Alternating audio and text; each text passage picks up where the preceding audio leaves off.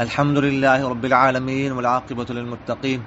والصلاة والسلام على خير خلقه محمد وعلى آله وأصحابه أجمعين. أما بعد، فأعوذ بالله من الشيطان الرجيم. بسم الله الرحمن الرحيم.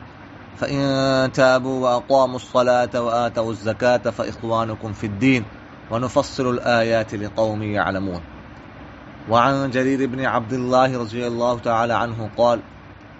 بايعت رسول الله صلى الله عليه وسلم على إقام الصلاة وإيتاء الزكاة والنصح لكل مسلم. رواه البخاري في صحيحه.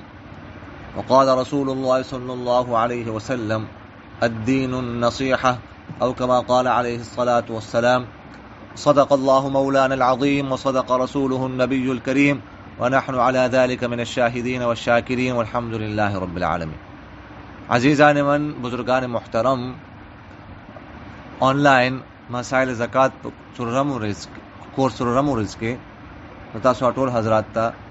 خوش آمدید او په خیر راغلی. په نن سبق کې به مونږ د قرض حواله سره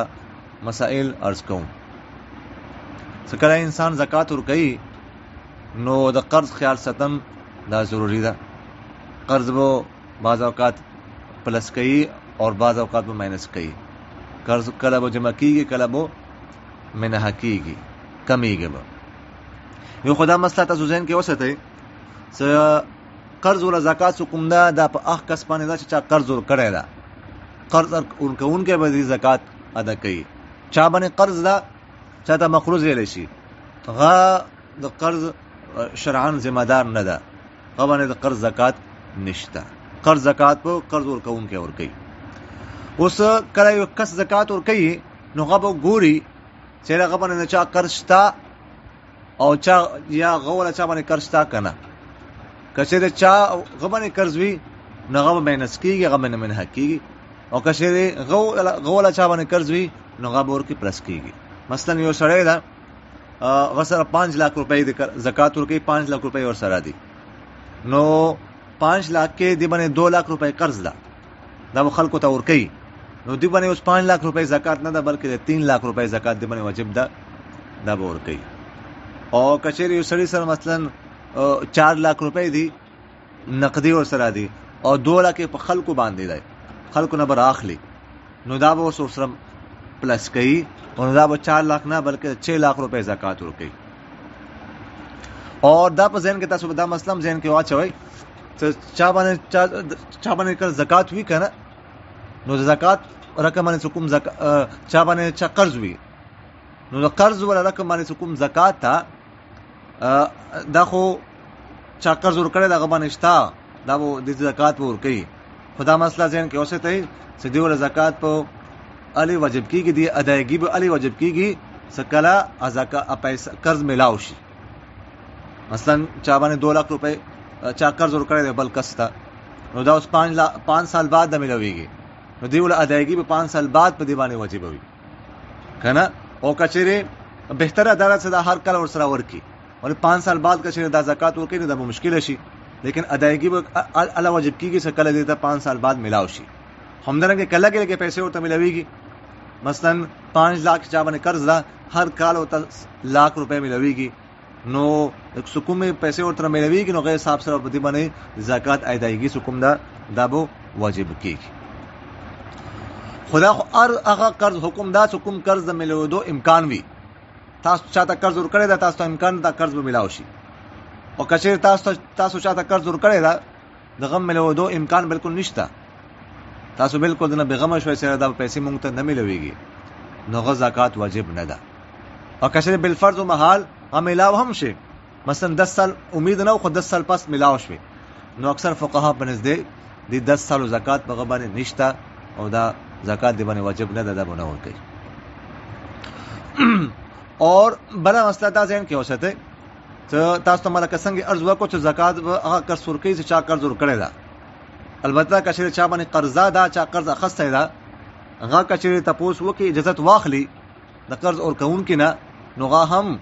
بغیر اجازت سره زکات ورکولی شي. خو اصلا چې کوم دا چا قرض ورکړی ده هغه باندې زکات ده. او بله مسله دا ده چې تاسو چاته قرض ورکو اوس تاسو غواړئ چې د ما چا د قرض ورکړی دا کس کوم د فقیر ده زه د قرض ورته زکات کې معاف کوم. نو دا مسله ذهن کې اوسئ چې قرض مفقدو سره تاسو قرض ته معاف کې زکات نه ادا کیږي،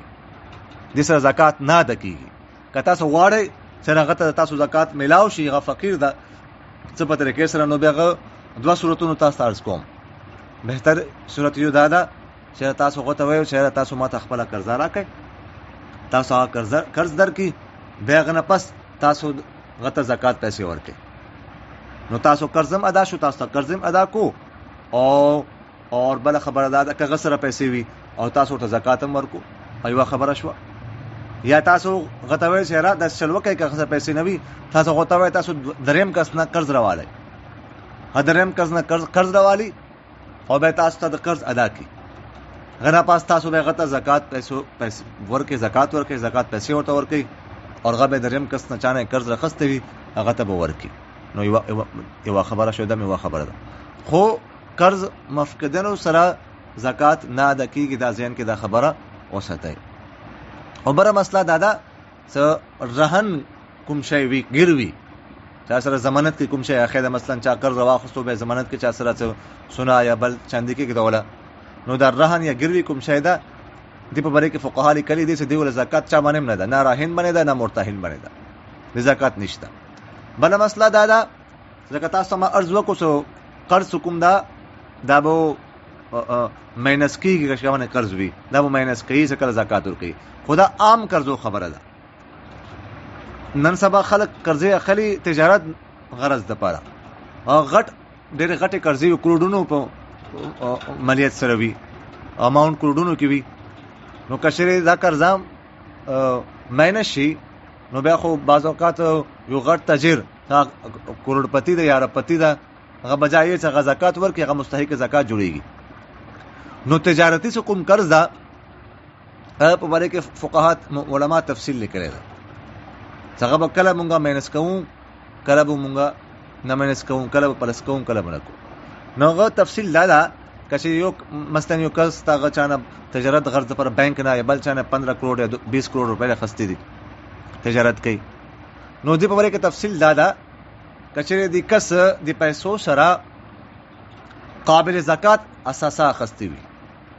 مثلا فیکټري چلی نو هغه د 15 کروڑ سره خام مال اخیستی ده یا پروډکټ یې اخیستی ده دا خرڅوي، نو دا خام مال او پروډکټ کوم دي دا قابل زکات اساسي دي، په دې باندې زکات شته. نو دې صورت کې به بیا دا کوم قرضه ده دا به ماینس کوي، څه کله دا قرض ورکوي دا به ماینس کوي، مګر نه پاس به قرض ورکوي. ولې چې دا خو هلته کې که ماینس کړي نو دلته کې خو دې اسم قابل زکات اساسي اخیستې دي که نه، نو دې باندې خو زکات اسم شته. نو دې وجه باندې د کوم قرضه اخیسته ده د زکات چونکې دې سره دا سامان اخیستی ده قرضه دې ځای کې به دې سامان باندې زکات ورکوي، دې وجه باندې دا به دا ماینس کوي دا قرضه. او که چېرې دې قرضې سره هغه ناقابل زکات اساسي اخیستې دي، مثلا بلډینګ یې جوړ کړی ده، فیکټري نه بلډینګ هم کروڑونو اربونو روپۍ کې وي، یا فیکټري دپاره مشینري اخیستې ده هغه هم کروڑونو روپۍ کې وي. نو په دې صورت کې فقها لیکلي دي څه دا قرض به ماینس کوي نه، دا قرض به نه ماینس کوي، کله دا زکات ورکوي دوی قرض زکات به هم ورکوي. دا قرض دا مطلب ده ماینس کولی نشي چې دا ما باندې ده اور دیوله زکات کوم نه دی باندې ورسي. نو دا خو تجارت قرضه وه. بله مسله دا ده که چېرې یو سړی حج ته روان ده او هغه مثلا 6 لاک روپۍ بیله کړي د خپلو پیسو نه چې دا به زه دې سره به زه حج ته ځم، نو دې زکات هم په دې باندې شته. ولې دا پیسې اوس په دې ملکیت کې دي، دې ملکیت کې دي، لہذا د دې زکات په دا ورکوي او دې زکات دې باندې واجب ده څومره چې د خپل ملکیت نه ونه بسي. او بله مسله دا ده بعض اوقات ښځې نه دي هغه خاص کر پنجاب کې دو وخت په دو سره سونه وي، سونه ورسره ډېرې وي، خو بیا دو لکه بچیانې وي، نو بیا دو ذهن کې دا خبرې سره دا به کله بچیانې کټې شي بیا دو ودونه به کېږي بیا به دا سونه مونږ هغه ته ورکوو، دا صرف نیت کړی وي. نو دا ذهن کې تاسو وساتئ صرف نیت کوونو سره دا د سونه انسان ملکیت نه وځي، انسان ملکیت کې وي، ولهذا په دې سونې باندې به هم زکات هغه ښځه یا که هغه کس چا سره ده هغه به زکات ورکوي، زکات معاف نه ده. البته کچری د سوي سره یو نابالغ اولاد ده اور دا سنا وغیرہ دی والدین اولاد ته گفت کا نو چونکه کوم نابالغ اولاد وی هغه ته سره والدین یو شی ور گفت کینو والدین قبضه کوم ده د هغه قبضه شماريږي والدین قبضه او د اولاد قبضه ده ګوا نو غدا پر کچری والدین غو ته گفت کو نو گفت کوونه کی صورت کې صرف دا زبان سره وی سره ما دا غتا فلنکی بچی ته ورکو او قبضه کوون ضرورت نه په دې صورت کې ودا به غته ملاو شي بدا ګوي کې بچی ته ملاو شو او د والدین قبضه د بچی قبضه ده نو دې صورت کې چونکه دا بچی ته ملاو شو بچی ملکیت باندې راغلو او چونکه غنه بالغه ده نو به دې سونه باندې حکم د زکات نشته خدا تاسو ما ارزو کو سدابو سیدل گفت کې د زیره محرم نه دا اولاد خو زیره محرم دي بیغنه رجوع فی الهبه نشي کولای دا واپس نشي خستلای رجوع فی الهبه یعنی گفت زیره رحم مهم ته یو شی گفت کې به واپس راخستن دا بالکل جایز نه دی او پس نسل خسته دا غشو دا بچی شو مستقل او بل خبره ده سرمدنګ کوم خزي ولا مہر وي یو سړی و دوه کړو نو خزي مہر مثلا 1 लाख 1.5 लाख 2 लाख روپے مقرر شو نو د خزي مہر کوم دام قرض ده نو چې کله دا قرض ورکړي د خزي ولا مال کوم دی باندې قرض کله زکات ورکړي نو خزي ولا کوم مال دی باندې مہر ده به ماینس کوي خدا تاسو په ذهن کې اوسته چې د اخ صورت کې دا څه کله د دې شوهر خوند نیت وي چې زبدا ورکوم او کچره اسه او ټوټل نیت نشته چې زب مہر نه تنه خزا اخلي نه غور کوي نو به دې صورت کې به علما لیکلي دي چې مہر ولا کوم پیسې د ماینس کوي نه د زکات په ور کوي د سينوي چیرې عام صورت کې خو خزه د مہر نه ور کوي نشته او کله زکات تم راشي نو به نه زه خو ما ولا خو ما باندې خزه ولا مہر د 1.5 लाख هغه ته ماینس کم نه دا مخلوق تم دوکا ور دی او الله تعالی تم دوکا ور کوون دي الله تعالی ته خو دوکا نشي ور کولای کنه دوی واجبانه به دې صورت کې بدنه البته تصور کوي خامخا نیت وی خزه ته مہر ور کوونو نو غو مینس کوي مثلا دو درور مخ کې ماته یو کس فون وکړو شاید دې گروپ کې یو کس ته شاید افغانستان نه ده نو غوړي سم خپل ورندار سره لکه نکاح کړی ده نو افغانستان کې دا رواج ده چې دا ور ورته ور کوي نو اوس ما سره مطلب 15 लाख روپے دي خو زه خپل ورندار ته 10 लाख ور ما باندې دا زب ورته ور کوم نو زب 16 زکات ور کوم چونکه 10 लाख باندې قرض ده 15 लाख ما سره دي نو ما ته هم دا ارزو کو شهره چونکه تا باندې 10 लाख روپے تا کوم ورندار ده تا کور ولدا غتا باندې قرض ده هغه ته ماینس کې هغه ته وبسه کوم 5 लाख روپے پاتې شي زکات ورکړي نو تاسو سره ما مختصرا زکات مسائل ارز کې الله تعالی ماته تاسو ته الدين فهم وسمج نصيب کی اقول قولي هذا استغفر الله لي ولكم ولسائر المسلمين فاستغفروه انه هو الغفور الرحيم